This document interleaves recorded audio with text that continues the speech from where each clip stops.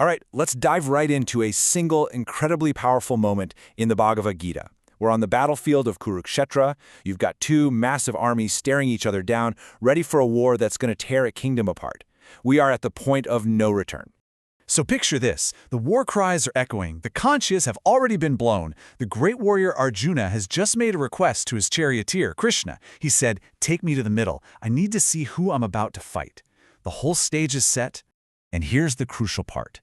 Even with all that noise and readiness, there's this profound stillness, just an almost unbearable tension hanging in the air. This isn't about action, not yet. It's not about dialogue. It is purely about positioning, intentional positioning. I mean, think about that. That quiet second before a really difficult conversation, or right before you make a huge decision. The Gita, well, it captures that exact feeling, that precise point of no return, in one single verse. So how is this moment frozen in time? It all comes down to this verse, chapter 1, verse 24. This is Krishna's direct response to Arjuna's request. Let's just take a moment and listen. evam ukto hṛṣīkeśo guḍākeśena bhārata, senayor ubhayor madhye sthāpayitvā rathottamam. evam ukto hṛṣīkeśo guḍākeśena bhārata, senayor ubhayor madhye sthāpayitvā rathottamam.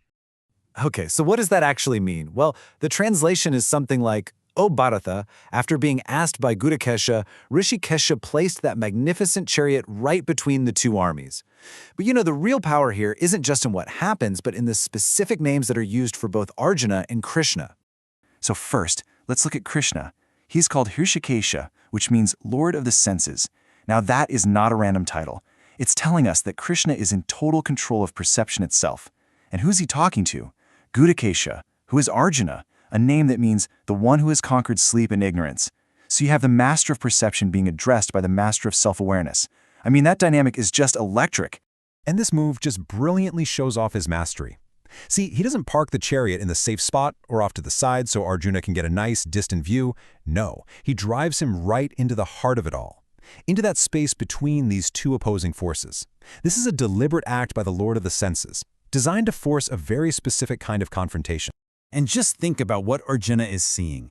It's not just the enemy on one side and his allies on the other. It's his teachers, his grandfathers, his cousins, and on the other side, his brothers, his friends. Krishna has positioned him so that no matter where he turns his head, he sees someone he loves or respects.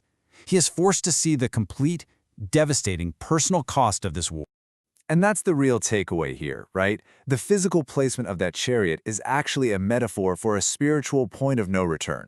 Arjuna asks to see his enemy, but what Krishna does is force him to see his own attachments, to see the very cycle of sorrow he's trapped in. There is no going back from this kind of realization. You know, it's amazing how this ancient scene on a battlefield can hold up a perfect mirror to our own very modern, very human quest for truth. How many times have we said that? I just want to see things clearly. But do we really understand what that costs? Well, Arjuna's situation shows us exactly what it entails. Because true clarity, it isn't some simple answer that just makes you feel good. It's a vantage point. It means being placed right in the middle of our own conflicting truths, our duties and our desires, our fears and our hopes, and being forced to look at both of them square in the face without flinching. So, where does this leave Arjuna? What's the consequence of this moment? He has been given the exact vantage point he asked for. The Lord of the Senses has granted his wish. And from that one spot, that perfect, terrible position, the veil is just lifted. Arjuna isn't just a warrior anymore. He's a man seeing the full, heart-wrenching reality of his entire life, his samsara. He sees his grandfathers, his teachers, his cousins, all of them ready to die. So he got the clarity he asked for. But here's the twist. This clarity won't empower him. It's going to shatter him.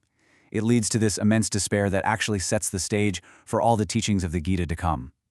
Which really leaves us with a heck of a question. Is seeing the whole truth a blessing, or is it a burden that's just too heavy to bear?